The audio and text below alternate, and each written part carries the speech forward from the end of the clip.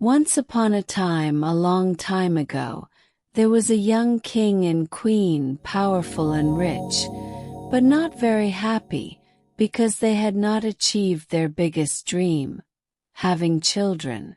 The palace where they lived was a symbol of opulence and power, with its golden halls and lush gardens, but it lacked the joy that only a child could bring.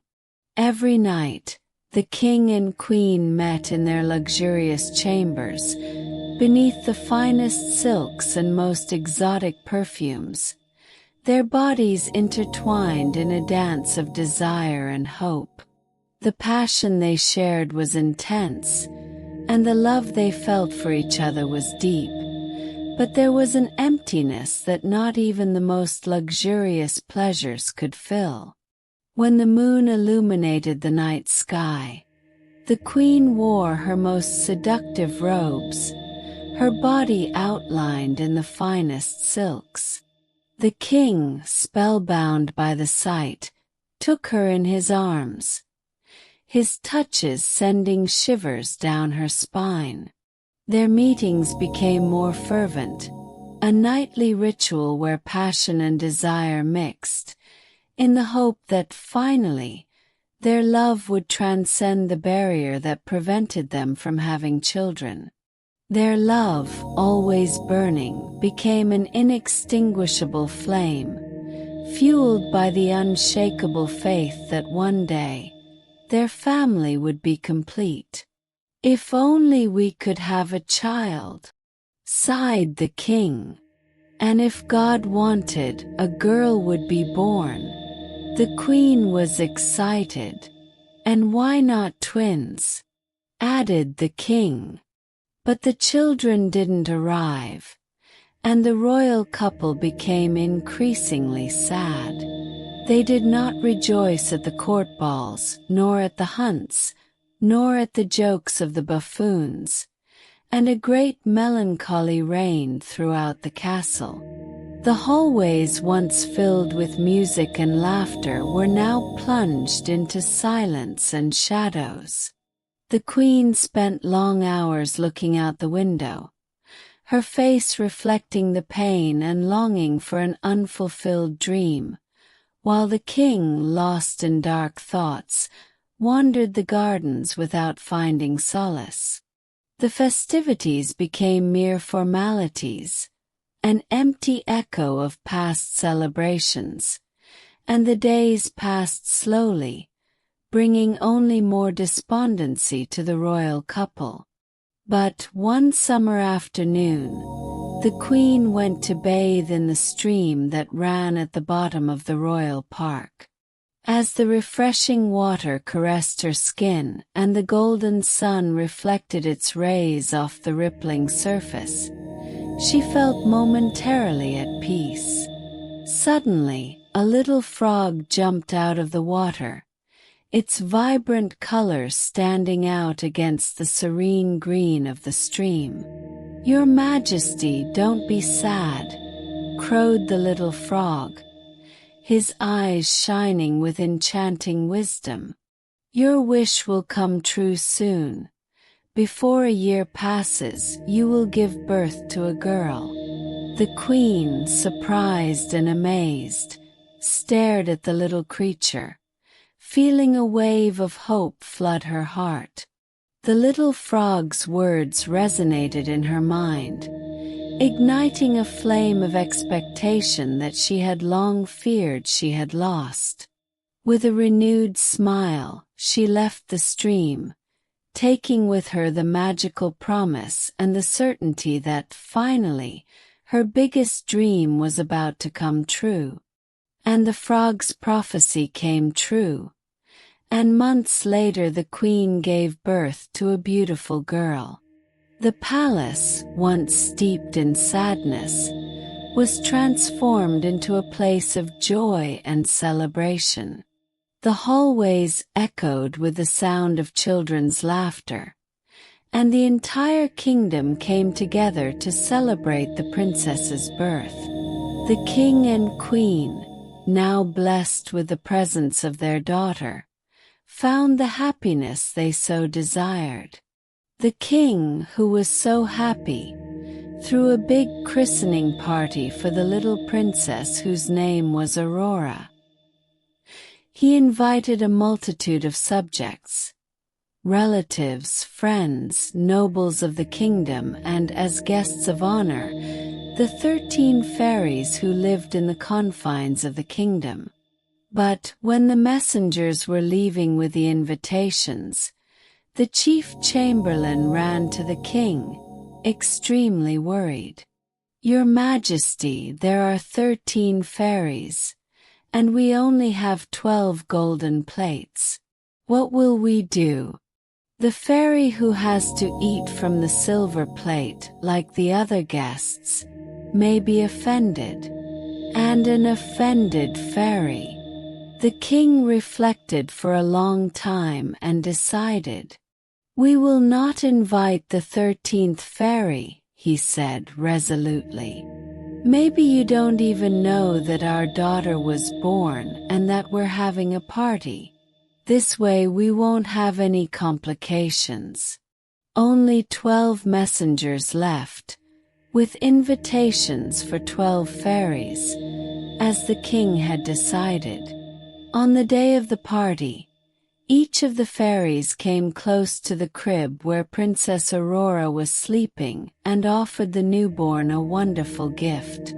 "She will be the most beautiful girl in the kingdom," said the first fairy, leaning over the cradle.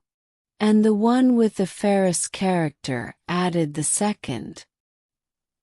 "He will have riches to lose sight of," proclaimed the third. "No one will have a more charitable heart than yours," said the fourth.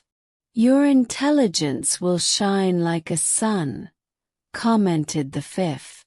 11 fairies had already passed by the cradle and gave the little princess a gift. There was only one missing, enjoyed in removing a stain from her dress, in which a clumsy waiter had turned over a bowl of ice cream. When the 13th arrived, the one who had not been invited due to lack of gold plates. Her expression was very dark and threatening, terribly offended at having been excluded. He cast an evil look at Princess Aurora, who was sleeping peacefully, and said, "At the age of 15, the princess will be injured by the spindle of a distaff and will die." The court fell silent, shocked by the curse cast by the offended fairy. The desperate king and queen begged for mercy, but the fairy turned and left, leaving a trail of darkness in her wake. The last fairy, finally free from the stain on her dress, approached the cradle, determined to alleviate the terrible curse that had been pronounced. And he left, leaving a discouraging silence and desperate parents. Then the 12th fairy approached, who was yet to offer her gift. "I cannot cancel the curse that has now hit the princess. I have the power just to modify it a little. Therefore, Aurora will not die. She will sleep for 100 years, until the arrival of a prince who will wake her up with a kiss." The fairy's words, although they did not completely remove the fear, brought a breath of hope to the hearts of the king and queen. She approached Princess Aurora's crib, gently touching her forehead with a magic wand, casting a soft, welcoming glow across the room. During this deep sleep, the princess will be protected from all harm, wrapped in a serene and safe dream.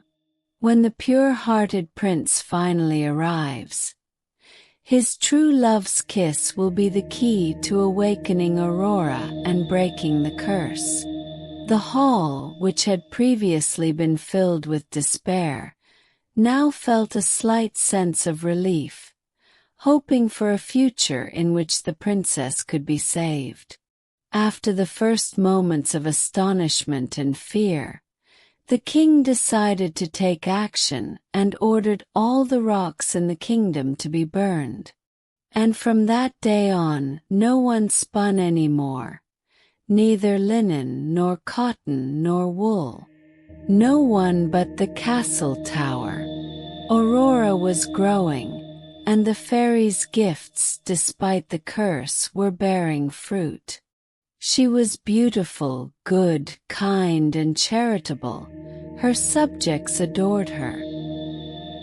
His smile lit up the palace, and his presence was like a ray of sunshine that warmed the hearts of everyone around him. His every movement was graceful. Every word he spoke was sweet and compassionate. She was dedicated to helping those in need, and her kindness was known throughout the kingdom. Even knowing the curse that hung over her, Aurora lived with contagious joy, inspiring love and loyalty in everyone who knew her. Her selfless spirit and radiant beauty made everyone forget, even for a moment, the shadow of the curse.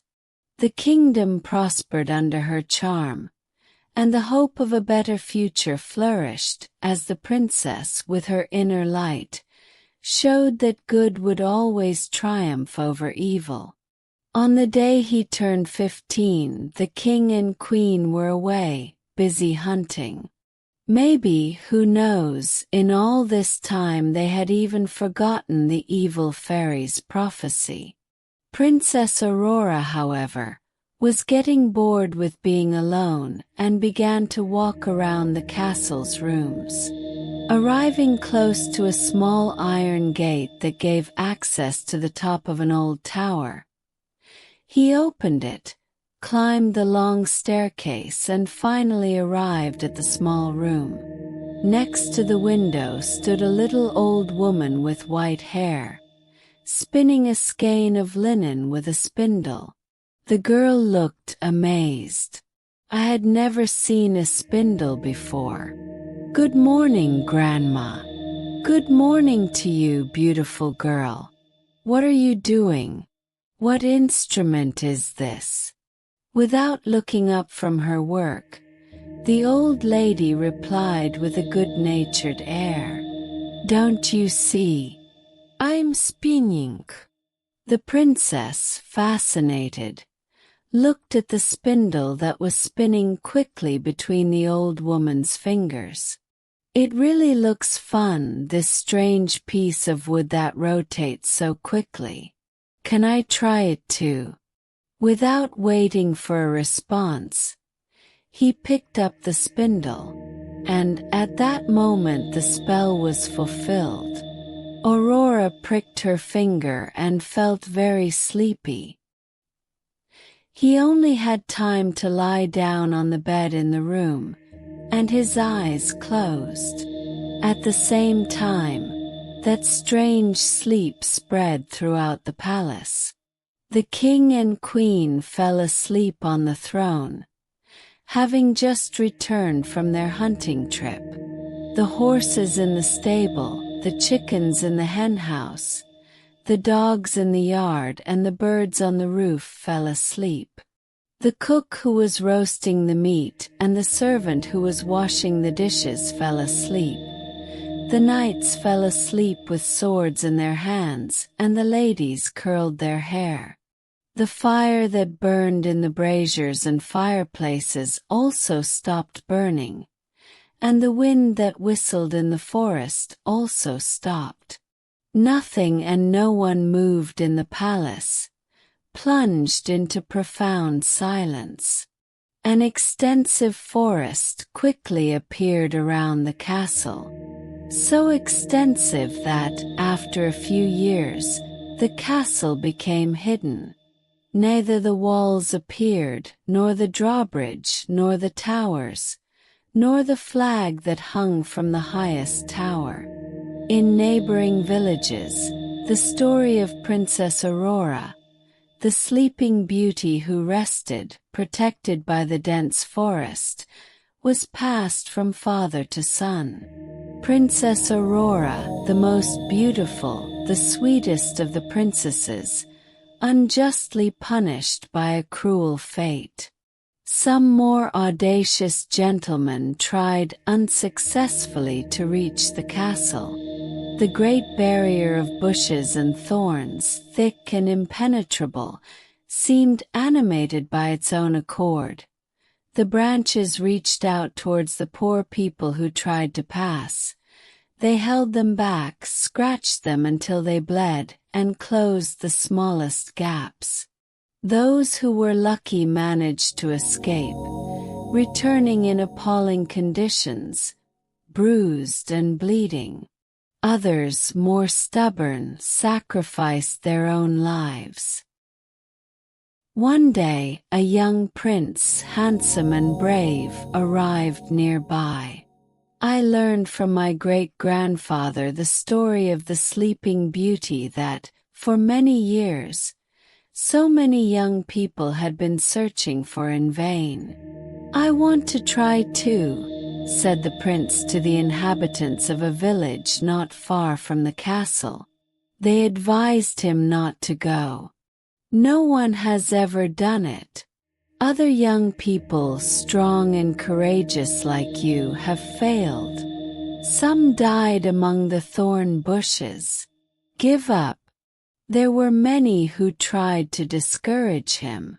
The day the prince decided to satisfy his wishes marked the 100th anniversary of the christening festival and the fairies' predictions.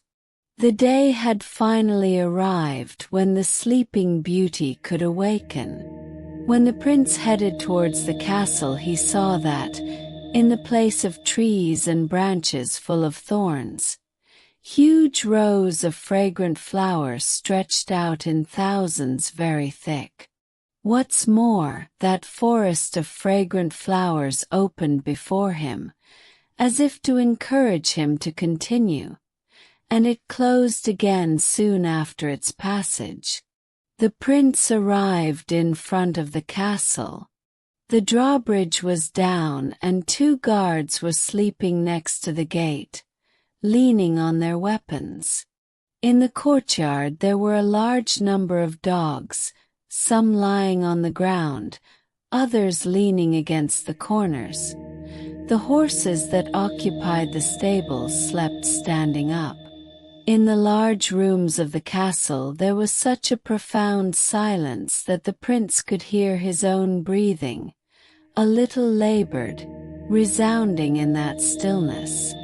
With every step the prince took, clouds of dust rose.